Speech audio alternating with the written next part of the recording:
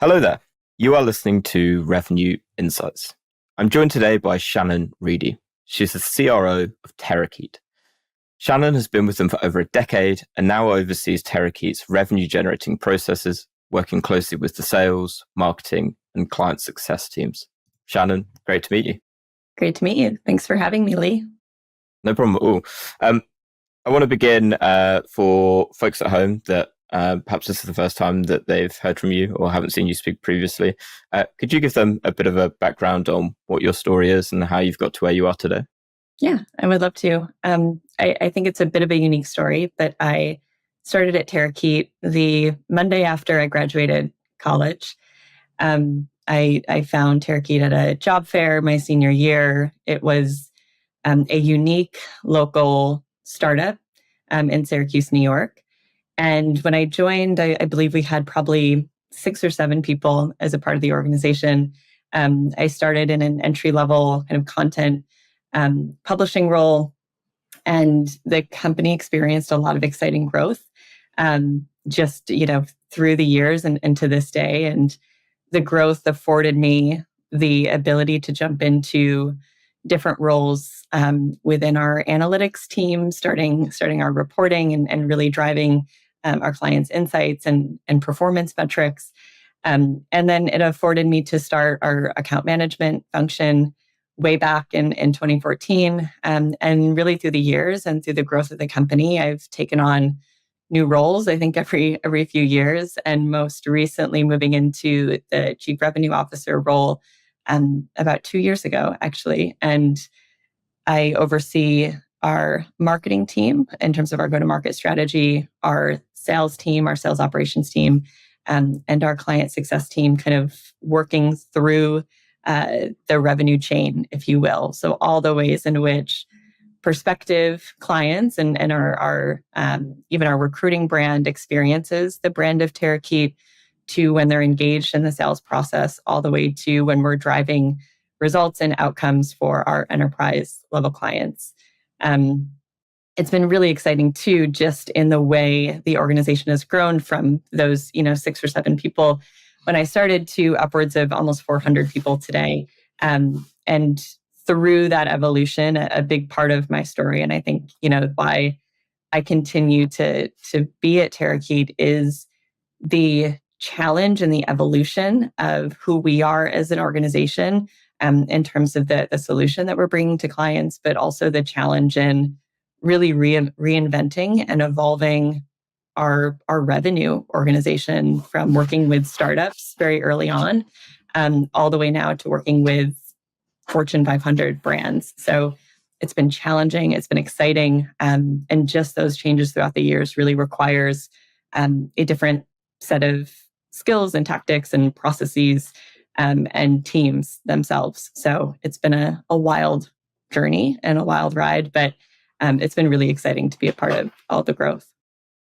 Brilliant. And we're definitely going to dig into how that has changed over time, because it's a really interesting journey and also fairly unique, considering you've gone from pretty much startup all the way up to where you are today, which is around 400 employees.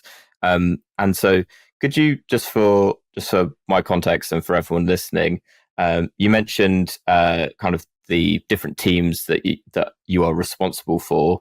Could you give a bit more context on how those teams are made up? So specifically within marketing, within sales, and then within client success?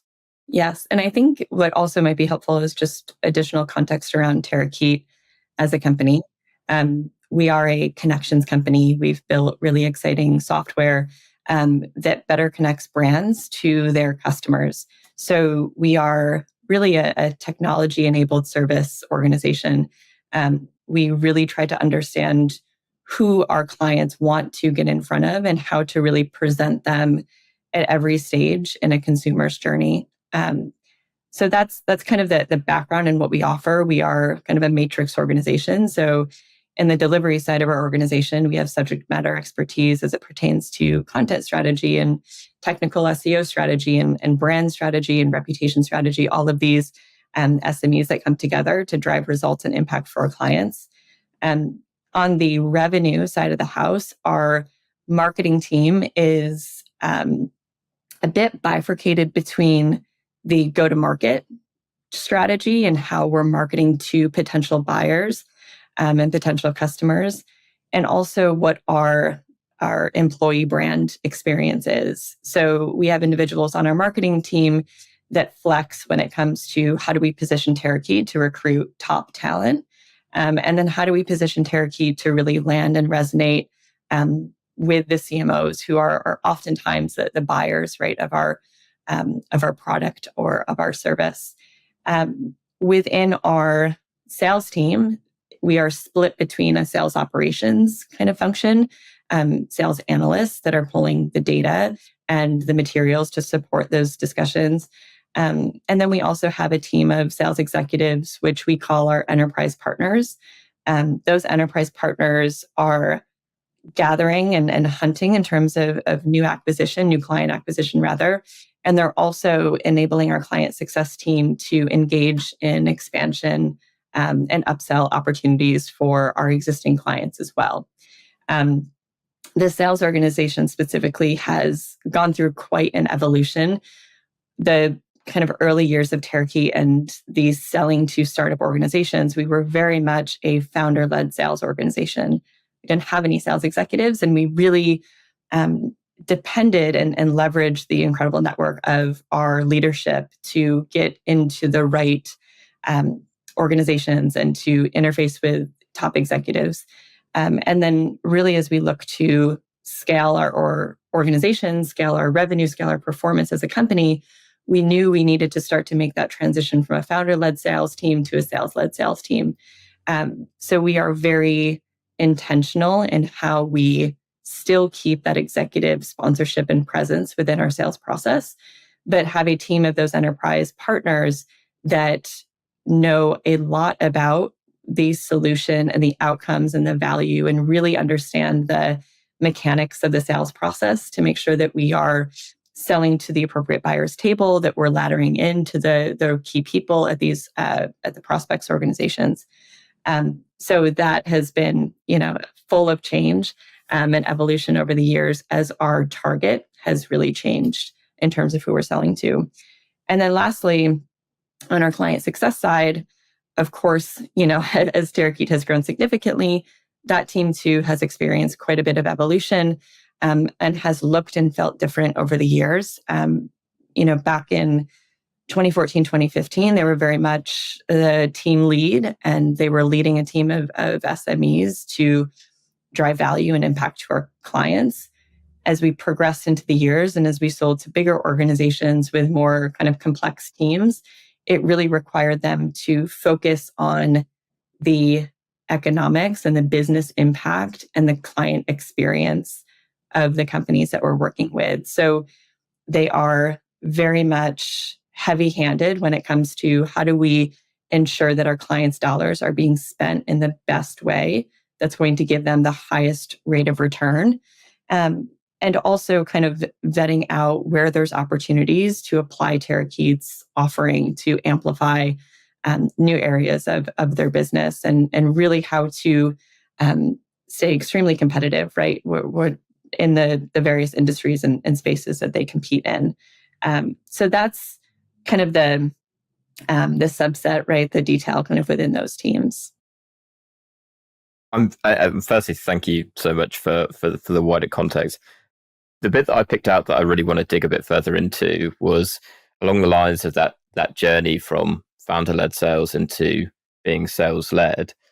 What would you say was perhaps the most important part of the founder-led sales process that you to be able to successfully transition into being sales-led? Because it's a fairly big leap, right? And I'm really interested to know from the learnings that Terakeet has from going through that journey, what you consider to be the most important part of it.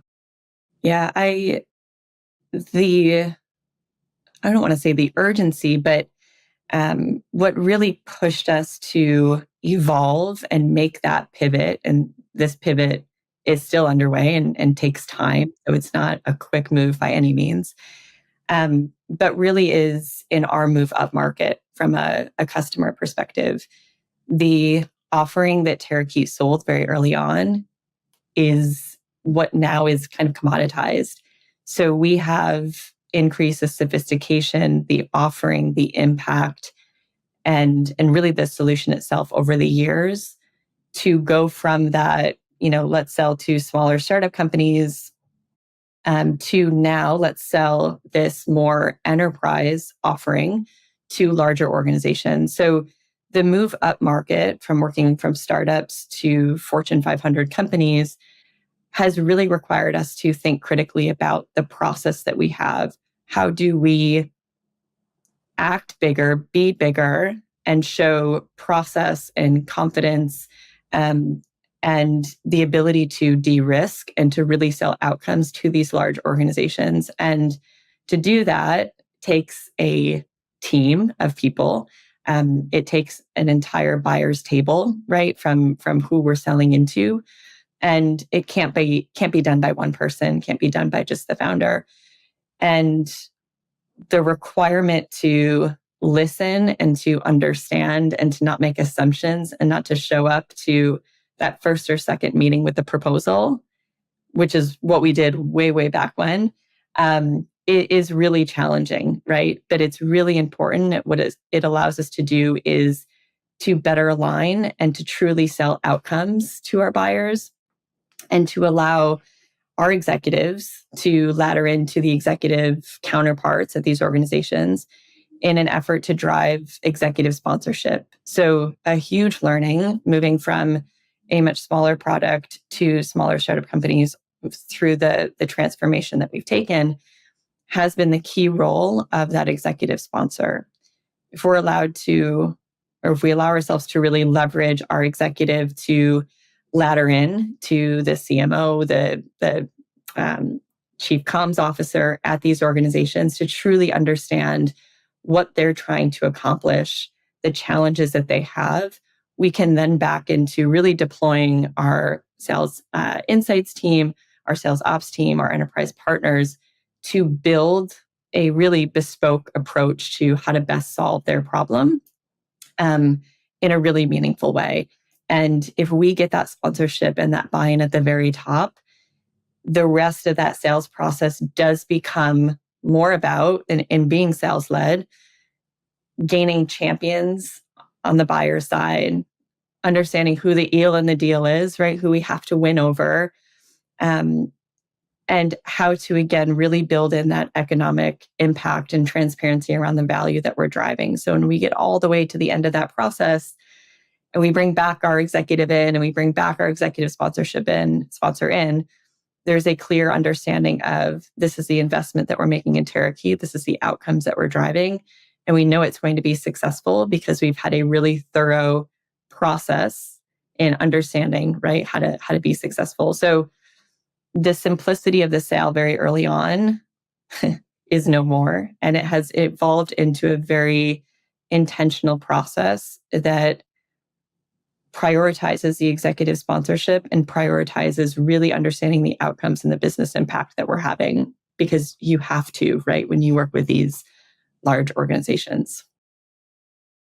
Love everything you're saying about really building meaningful connections. And it's obviously extremely relevant, not even just selling into enterprise-sized companies, but just given the way that the buyer behavior has now changed, where the buyer is more about actually going out and doing their research beforehand, and then finally raising a hand and going, "Yep, I'm now interested in seeing it." So I'm really interested to know from your guys' perspective.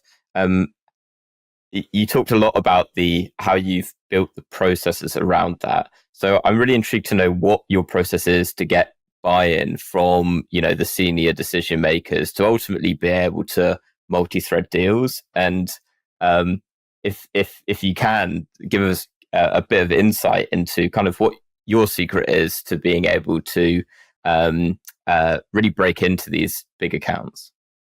Yeah, it's a great question. I think what we've gotten really clear about in recent years is who we're selling to and what their motivators are, what their challenges are, and to really engage in early conversations that align best with those motivators, those fears and vulnerabilities, if you will.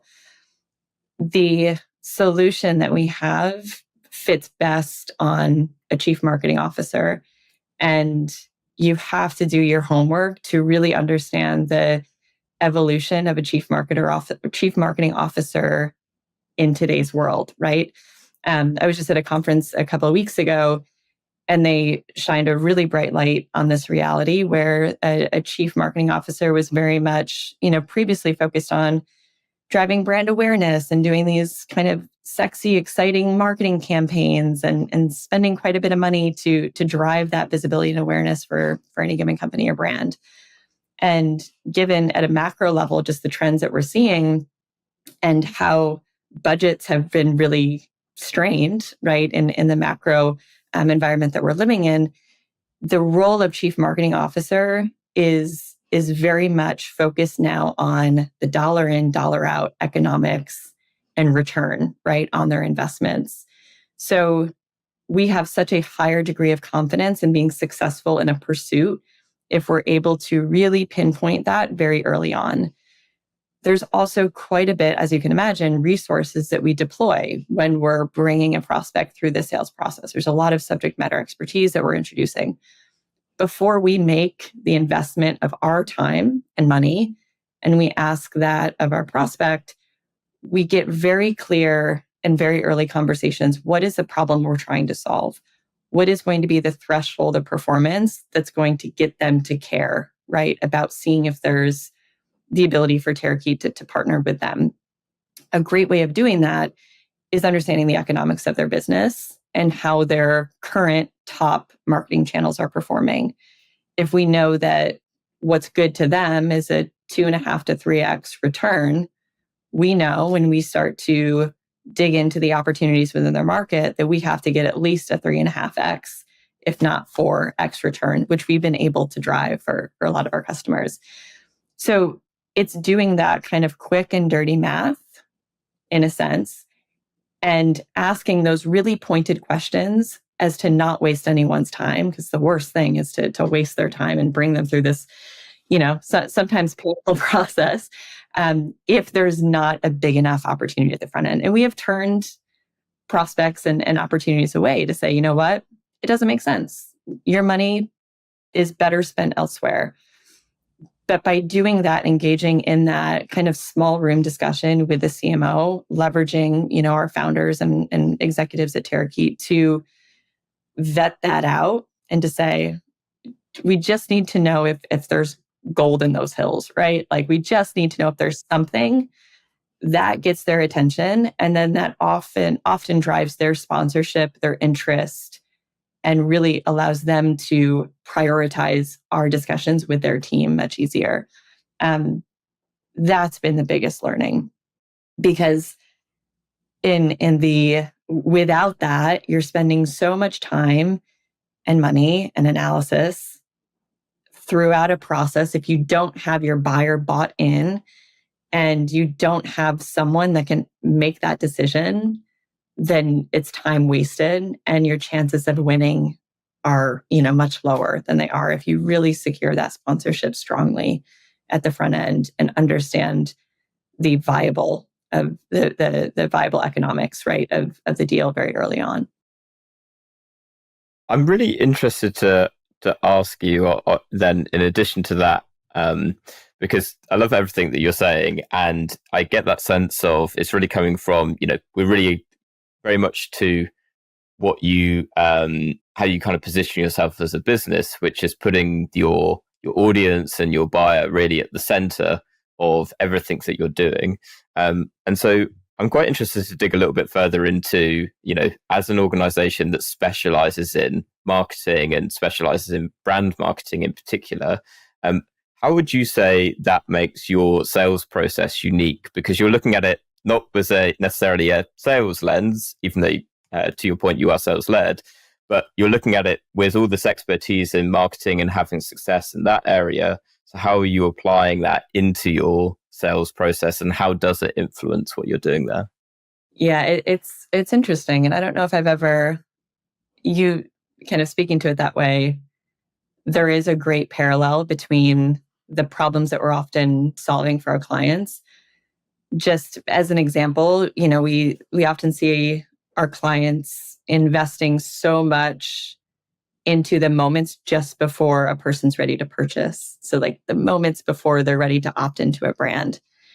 And what they leave on the table is all of the opportunity up funnel, if you will, all of those moments through the discovery process, through the comparison, through it's just the earliest point of recognizing they have a problem that needs solving, or they have a question, right, that needs an answer to.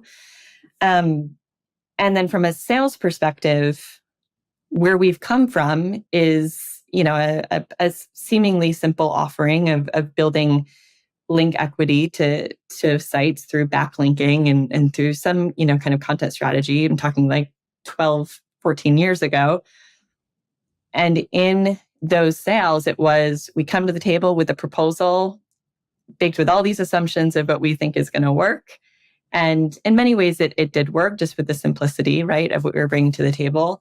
Um, but in the process now and who we're selling to, there is so much through that journey that we have to acknowledge and educate and really walk our prospect through all of those points, and not just jump to what we think or what we assume would be best for them right before we expect them to opt in. So the kind of evolution of our process, it really does follow that buyer's journey from the product that we deliver and getting our brands in front of the audience, no matter what stage they are, and not discrediting those early more discovery moments. That is often the most important part of what we do. It is the most important part of what we do, is all that work at the very beginning to educate and to oftentimes make the prospect aware that there is a problem that they could solve, or there is potential and opportunity that they weren't aware of before. Um, so that is very much the parallel pathing of how do we invest the time and energy into the education, and really kind of handholding in the best sense of the word through the process, so they are not only aware of the opportunity and the value that's available to them, all the way through to how do our teams best work together? How do we clear any hurdles and become aware of any hurdles in the sales process, so we don't jump into delivering and we're stumbling and tripping over ourselves, but really doing the diligence and investing the time to build the relationship with the prospect, or for a brand with the consumer, so that when they're ready to sign or to opt in, it's a very simple and transparent and easy, decision to make. Perfect. And now, if I've done my research correctly, you've been in your role as CRO for 2 years now. And so in those 2 years, could you speak to perhaps one initiative or a tactic that you've deployed, or strategy that you're most proud of? And what is it? Yeah, I'm really proud of the scale and the evolution of all three kind of teams that I work with.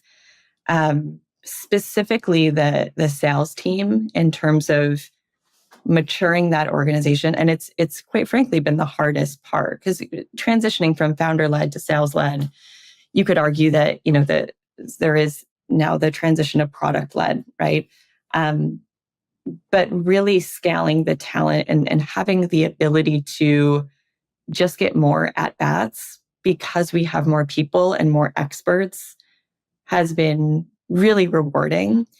And I think it's been really necessary, because we've certainly transitioned our enterprise offering um, into what we're bringing to market as owned asset optimization. And we have to get out there and have more conversations with these brands to really understand the problems that they have, how to best solve for them, how to apply our talent to various industries. We work with every industry.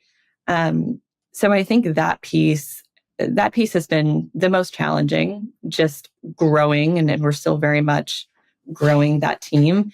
And really deploying these enterprise partners to get out there in the field to engage and again have more reps with our new go-to-market messaging, our new positioning, how to best resonate with the C-suite, with the CMOs in particular. So I think that's been probably been what stands out the most. And then just the collaboration between the teams. I think before I stepped in, there was no revenue team. It was, you have your marketing team over here, you have your sales team over here, and then account management is over delivering our product. And the connectivity, there was a complete void in terms of these teams speaking to one another. And now we have such we have so much connectivity where what's happening from a case study and a performance and a success standpoint with our clients on the client success team is being funneled back through our sales team to kind of speak to and test, and then also kind of funneled back to our marketing team to help inform some of the campaigns that we're running. So it seems so simple, but there are so many learnings and collaboration points between these three teams. And there's such a benefit to getting them working closer together to have a reverence for one another's work in terms of what this actually looks like in the wild, in real life, if you will. So it's kind of a collection of things, but I think the scaling of our sales team and the connectivity of these three groups really stands out to be what has been kind of the most rewarding, the most challenging, but the most fun, really. I'm going to pick on the first one of those two to ask a little more about. Yeah.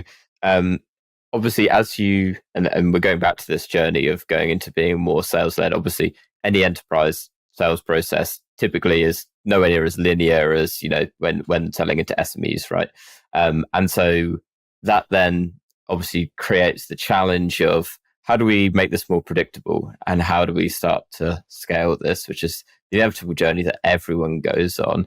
And so to that point, and you mentioned there some of the kind of challenges that you've been going through, what are perhaps three ways that you are creating predictability with now that you've got your sales-led approach certainly underway, if not humming at this point? Yeah. The process is so important. It's for some people not as exciting, but it is so required in terms to drive any degree of predictability in the revenue generation aspect of things. We have created a bit of a stage gate process. So you kind of can't move to the next stage until you've collected the information really needed in the previous stage. A requirement to deploy resources onto any deal is the securing of an executive sponsor. And it's a very specific and clear ask of that executive to say, we want you to be the executive sponsor for this deal.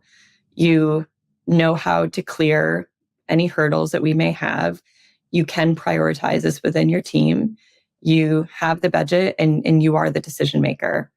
So to have them say yes to that is a big deal because then we engage in the full-on sales process. And every stage of our kind of 7-step process really has their people, our information, and their information.